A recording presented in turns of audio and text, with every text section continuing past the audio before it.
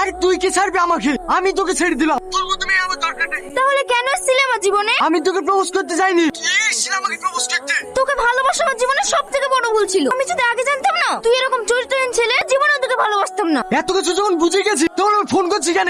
Phone কেন? সঠিক কথা বলছি বলে গায়ে ফুসকা পড়ছে নাকি? তুই ফোন কাটবি কি কাটবি নি? না কাটবো না। কাটবি নি না? কে আপনি? আর আপনি এই অবস্থা কি করে হলো? কথা বলেন। কেউ কে আছেন?